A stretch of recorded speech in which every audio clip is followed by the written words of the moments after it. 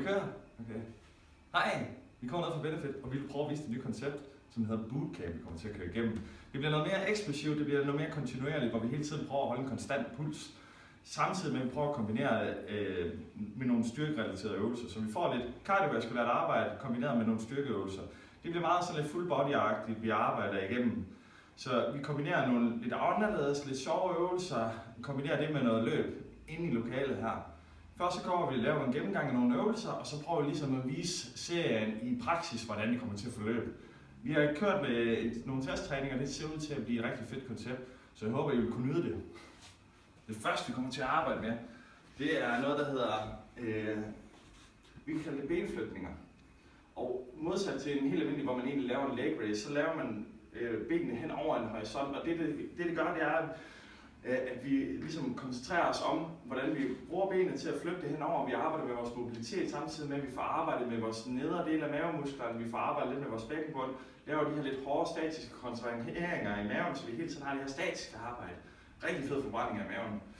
Så. Vi lægger os ned på ryggen. Vi holder hænderne om bagved på polen.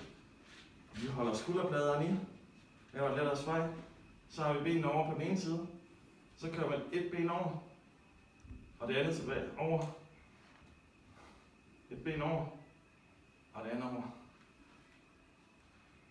Som sagt, når man kører det her, så har du jo konstant spændt i de øvre mavemuskler. Samtidig med, at du laver kontrahering i den nedre mavemuskel, så vi får virkelig det her donispænd, for vi virkelig arbejder rigtig meget med. Rigtig fed måde at arbejde med maven. Når man laver den, så prøver man så vidt muligt, hvis du ser for eksempel, hvis du laver den lidt hård udgave, kan du træde med hælen frem, så du får strækket hele vejen op i benet, hele vejen op i baglåren, helt op i balleren. Fed måde at arbejde med maven.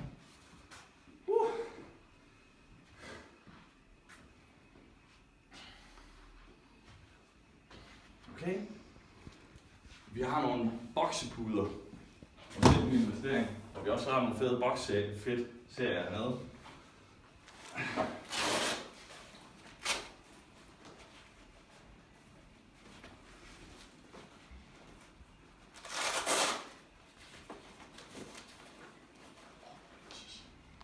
Store hænder.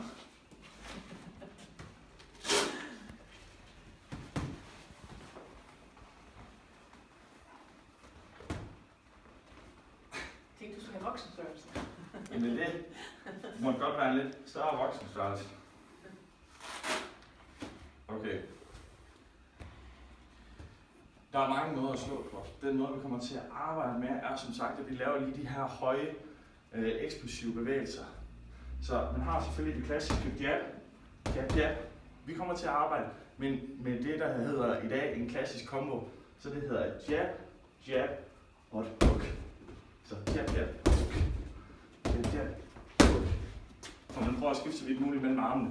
Så jeg hugger med min højre, jeg hugger med min venstre. Så jeg laver et hug med højre, hug med venstre. Det er også samtidig en rigtig god måde at komme af med sine frustrationer over, hvis chefen har glemt kage.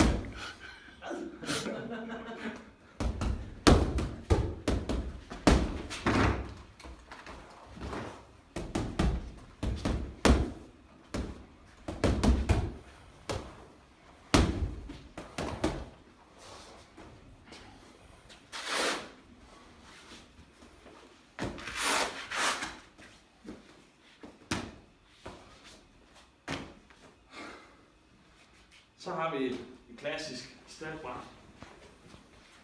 Vi har selvfølgelig flere af dem.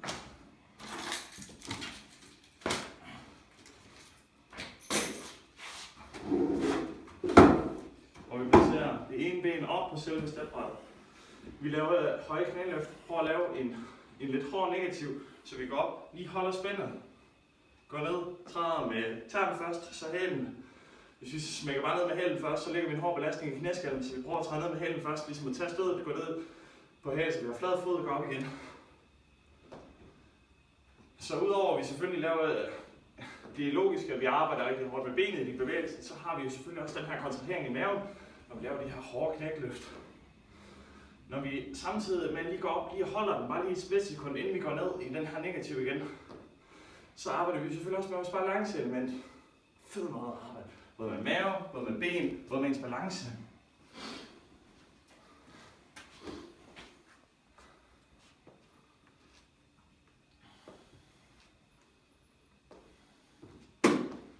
Og det sidste, vi kommer til at arbejde med, er noget sådan helt klassisk, som at være i en push-up planke.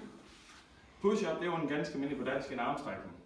Så vi går ned i en helt almindelig armstrækning, og vi prøver at holde den her. Der findes forskellige eskalationer af den her. Efterhånden, så man måske bliver mere træt, så kan man jo løfte røven. Man kan sætte benene i og holde den. Vi kommer så vidt muligt til at selvfølgelig at demonstrere det hårdeste niveau, og lad os sige en ren klassisk push-up, hvor vi holder hele spændet i maven. Vi holder røven lidt ned, og vi holder armene i gulvet. Vi sørger for ikke at lave vores hesteskosryg, så vi prøver så vidt muligt at holde ryggen ret. Holde skuldrene lidt tilbage. Og fordi hele tiden koncentrerer os om at få vejrtrækningerne hele vejen ned i maven. Alle de øvelser bliver kombineret med noget løb, hvor løb det kommer til at fungere som pauseelement i det. Løb bliver ikke en sprint.